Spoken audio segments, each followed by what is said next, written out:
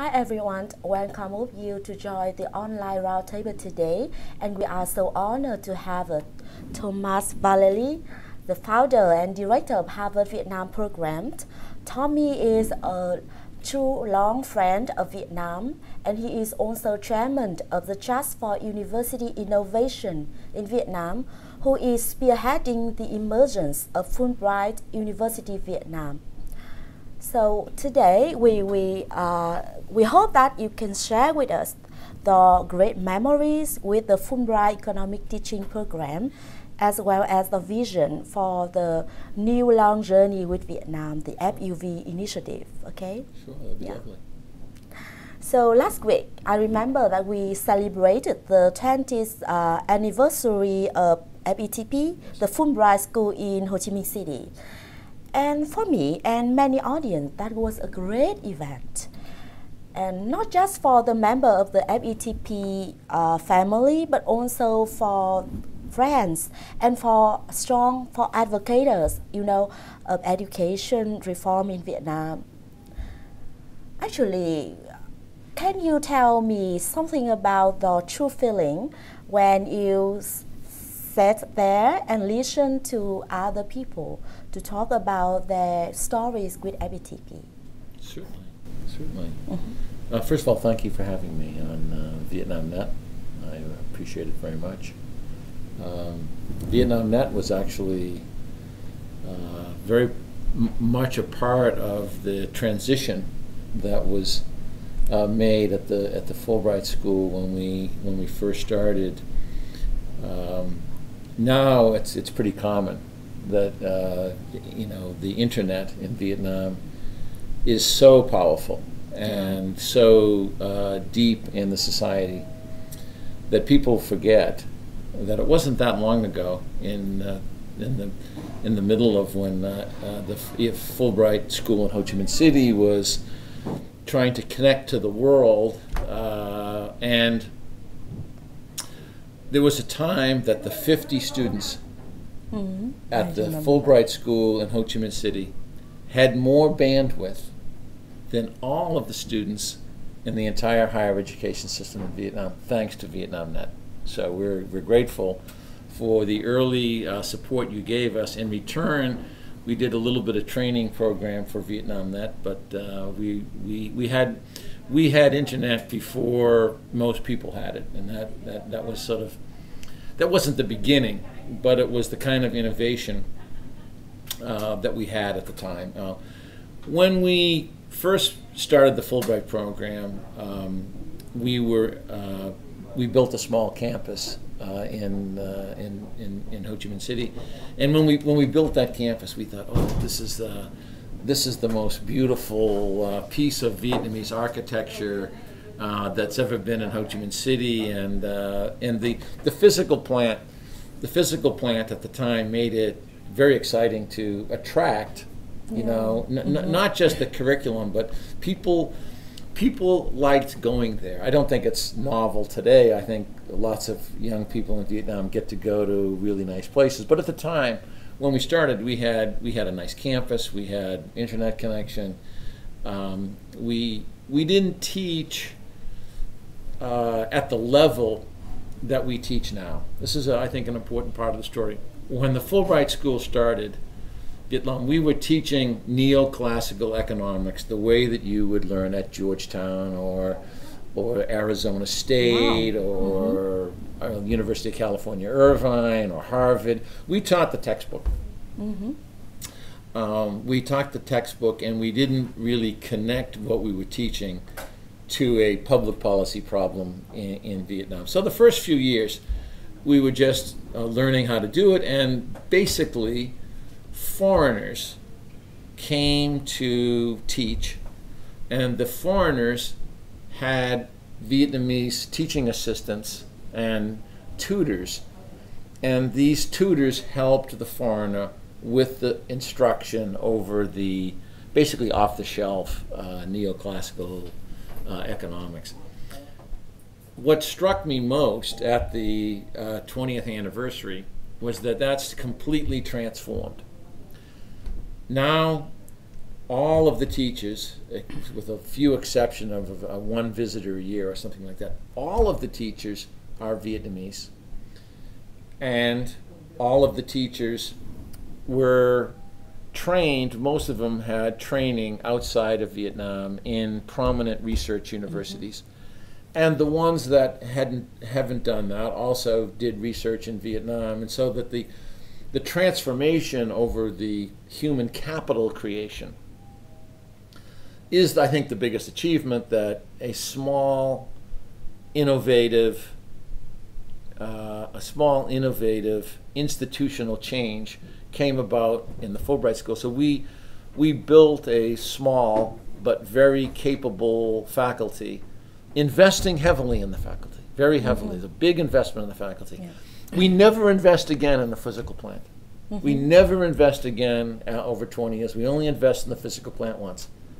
And the physical plant is a minor part of the total budget we spent on human capital investment. So having watched the stage and having watched the young Vietnamese faculty both describe Vietnam and describe it in a very sophisticated way and understand it in a very sophisticated way, it was wonderful for me and very emotional, actually. Yeah, I still remember, more than 10 years ago, the faculty, the Vietnamese faculty, are very new named in Vietnam. Vũ Thanh, Tự Anh, Xuân Thành, Du, right? Yeah. And today, they are among the most influential columnists. You better be careful, then. I can say that. And very, regular columnists on the most prestigious newspaper in Vietnam. And also their ideas, their voice, have some influence among the society. Yeah. No. Not just them. I thought a number of the panels. I think one of the interesting things about the Fulbright School, certainly in the students, we have about 50% or more are women.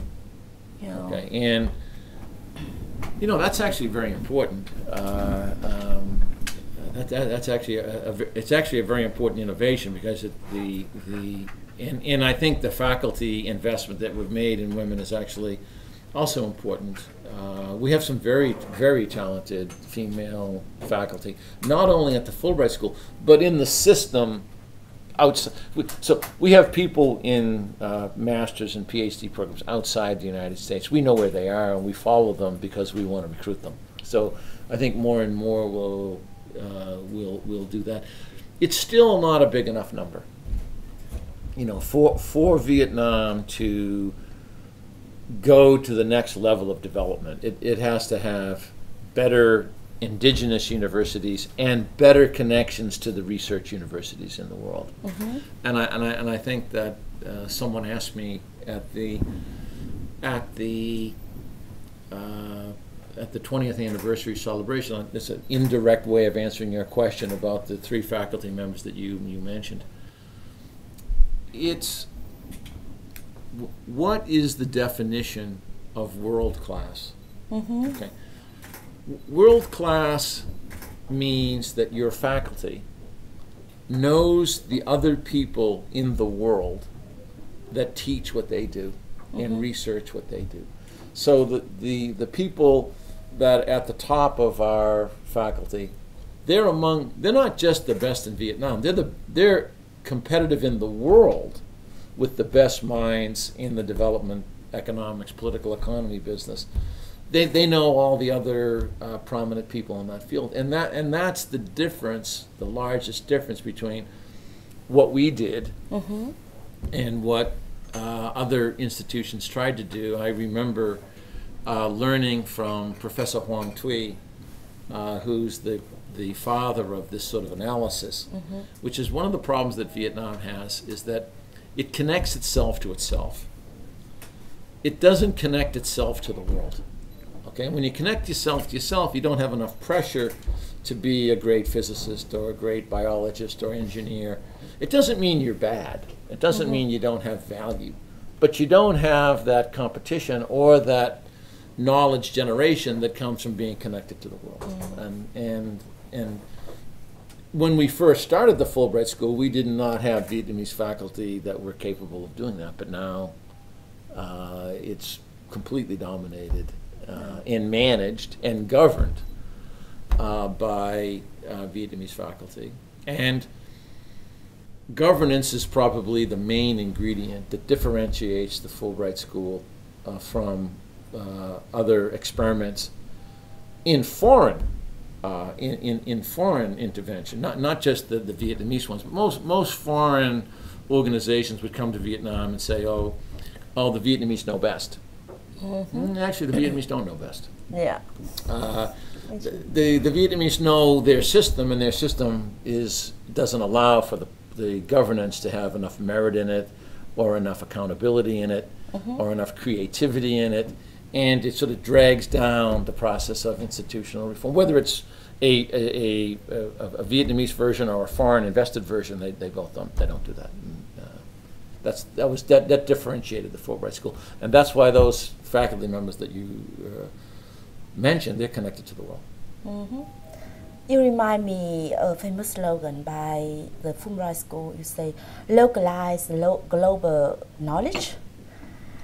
Yep. That means how to, bring the new idea. And maybe those new ideas came from a very different system into a very typical and unique context of Vietnam. Could you tell me any, story that you can integrate the new idea into such unique context with so many, political, social hurdle? How can you overcome such things? Yeah, one of the ingredients that I think also differentiated the Fulbright School from others in the system is, first of all, we invested in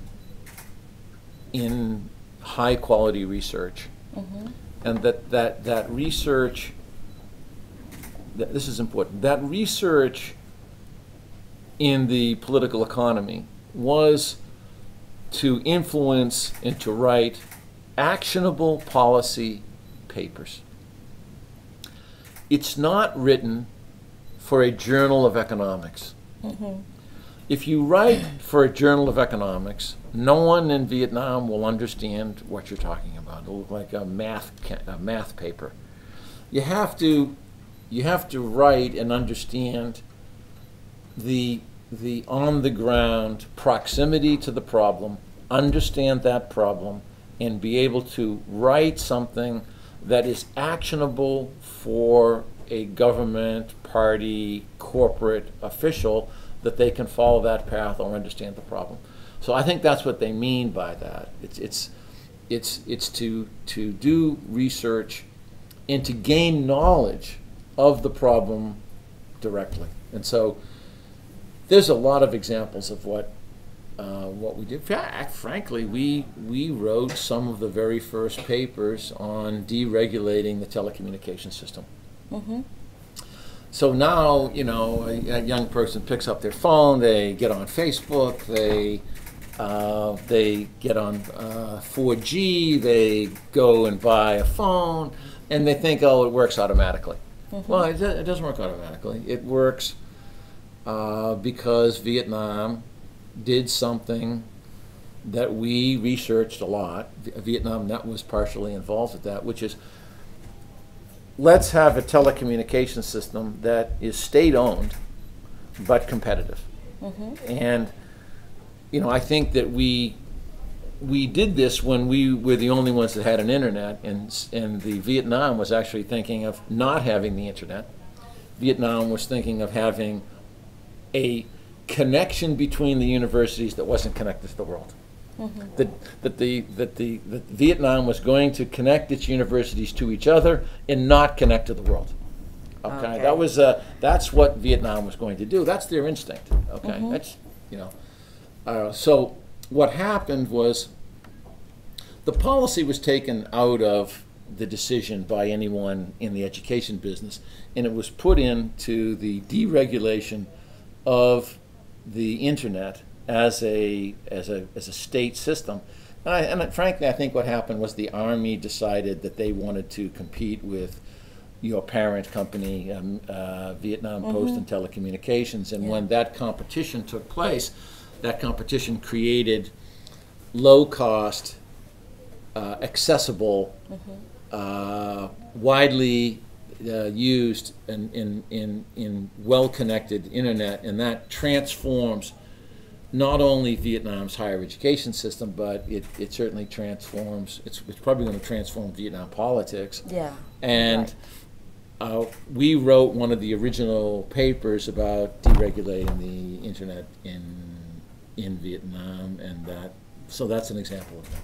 And when you pick your phone up today, that's, now, we didn't create Viatel to go do that, but I think they did a huge transformative, actually, decision by creating competition in telecommunications, differentiate you from China and a lot of other places. Vietnam has the most internet penetration of any country in Southeast Asia, with the exception of Singapore. So that's an example. Yeah, 20 years. It's a long journey, and I'm so lucky that I can witness some key events and key development of the Fulbright School and the group. And I still remember a lot of reports that the group did for the government. Some anticipated the economic problems long time before that happened. And why I mentioned a lot about what, if you may say Vietnamese exceptionalism, or we may say Vietnamese uniqueness. I mean that in the acceptance of the new idea. So that's why I just want you to look back to the history of the FETP, and the initiative started years before the normalization, right? Yeah, a few years. A few years. I think it is hard to imagine, to think about such an initiative. That a school will teach the Vietnamese policy makers about neoclassical economy, about market economy. Because at that time, there are a lot of mutual distrust. Yeah, actually, the Fulbright School was started by accident. Oh, it was not. There was no strategy to build the Fulbright School. We didn't come to Vietnam. So we're going to build a public policy school in Saigon. The Fulbright School was the vehicle by which Harvard didn't have to go home, because we had originally attempted to do a more traditional relationship with the government of Vietnam, and that relationship was very strong, actually. But I don't think it was. It ultimately didn't materialize that the Harvard Institute for International Development would formally be a consultant to the government of Vietnam, and so rather than and we had worked on this for several years with the Ministry of Planning and Investment and the Office of the Government, that we moved to Saigon and opened the school because we wanted to stay in the Vietnam business, and we moved into the teaching business and out of the direct consulting business. But now the Fulbright School, 20 years later, is more capable of providing high-quality research and analytical advice than it ever would have been if it was only connected to Harvard or a research university, without the proximity to the problem and knowledge of the problem. So ultimately, it became the compass for what might be a different path forward. But it certainly would not have if it had stayed as a normal consulting relationship. So it was by accident. No vision. No vision, really? No vision. I don't think that. No vision. It started by accident, but Yeah, no, You we had some maintain vision and later. develop with a vision. Yeah, yeah. Well, And strategy. But it came more naturally. There was Okay. we never wrote a paper. We're going to build a public policy school. The public policy school over time is going to evolve into that. We never wrote that. We had no idea. Yeah. Part of it comes because there was energy there, and we never differentiated between foreigner and Vietnamese national. So, in Fulbright school, everyone's the same. Everyone's the same. There's no nationality differentiation. Yeah, I see that. So, many told me that the ABTP success owed from the vision and perseverance. And they say that Tommy must be so persistent, so perseverant, and so energetic that he can put up with so many hurdles, in the beginning and during the long process of the Fulbright school in Vietnam during that 20 years.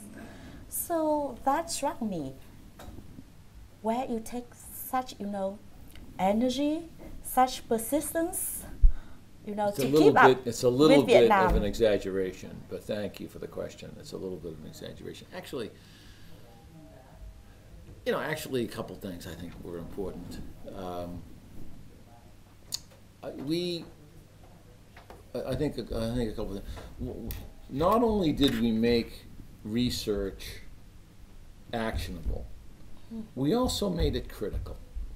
Okay, so I think the reason we had we had a privileged position.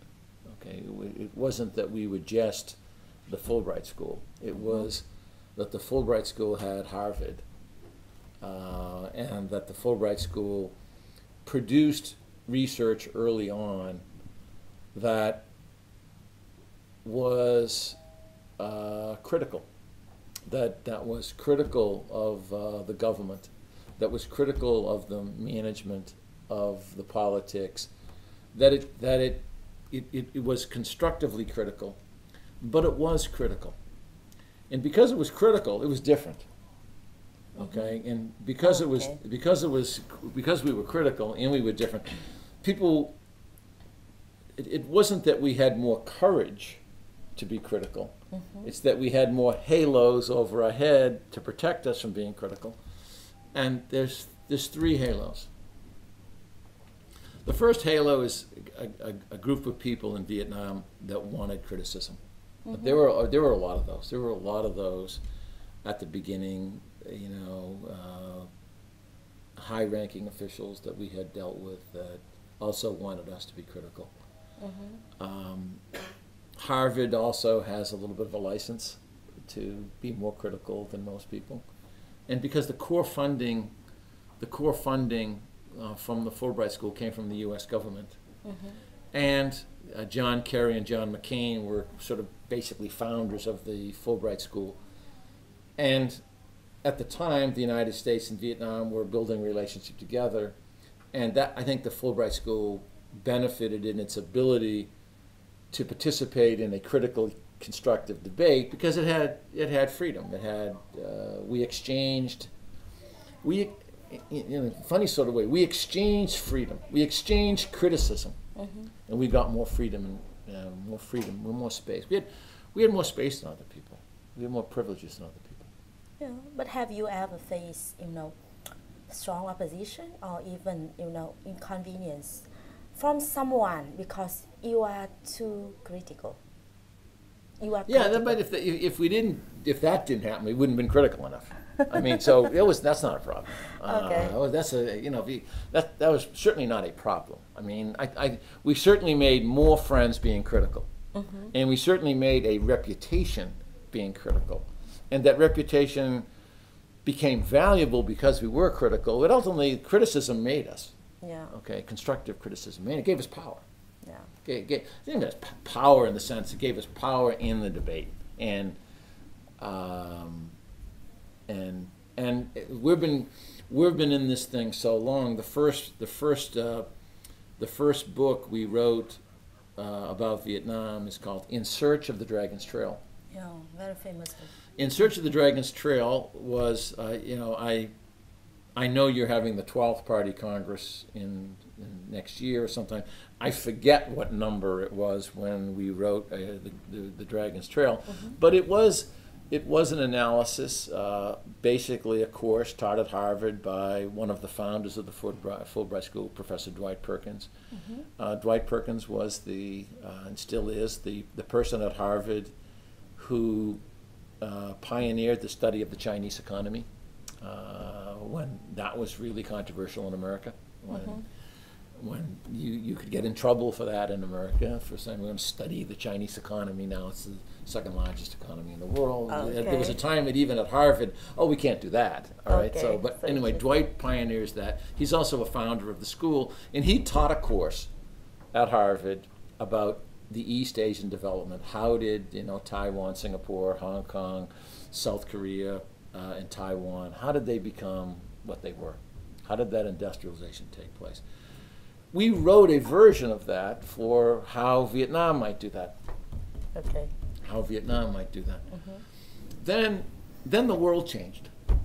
Then the world changed. We had the more globalization, the Asia financial crisis of 1997, 1998. And then we used to teach that Dwight Perkins course in the Fulbright School as a history course. Because that course, we don't need that course anymore. We need to teach a new course. Okay. And so the creation of that dialogue within the political and economic system of Vietnam also added to our structure. No, they never listened to us. I mean, we have never really been listened to. We know that, okay? But we are on the periphery. We play some important role in the debate, and the wonderful thing about Vietnam is they let you do it. They let you do it. Is there any moment, have you ever, that you want to give up? Absolutely not. Not? No. Okay. No, never give up. I mean, we wouldn't. No, it wasn't us giving up. It was we had invested Vietnam in lots of young and frankly old Vietnamese people that worked for us, and we worked together with, and we became friends, very, very close friends, and we would never, we never thought of not staying here. All these, so we have institutions we have to deal with. We have to deal with Harvard. We have to deal with the Ministry of Education. We have to deal with the city government of Ho Chi Minh City. Were there problems along the way with all of them? Yeah, most of them were at Harvard. Okay, most of the administrative problems we had were not in Vietnam. Most of them were at Harvard. Okay, all right? That's so interesting. No, I don't think we ever. I mean, we had people along the way that moved to other places and things like that. But no, that was never a deal. That was never in the deal. Yeah, more so because the heavy investment in the human capital. We also ran the Fulbright program before there was an American embassy. I see. So we had sort of an early flow of human capital that we had a relationship with, and that helped us a lot. Yeah. That helped us a lot. That was a big investment and a very important part of why we had a saying at the beginning of creating the Fulbright School. In Vietnam, what is permission? Okay. You get a square stamp, you get a round stamp, someone says yes. Is that permission? No. Okay. Permission in Vietnam is when you get in trouble, more people want to help you than hurt you. That's Vietnam. That's permission in Vietnam. So interesting. And that's how the Fulbright School made its way into prominence. It had more people that wanted to help it than hurt it, but yeah, that's how we did it.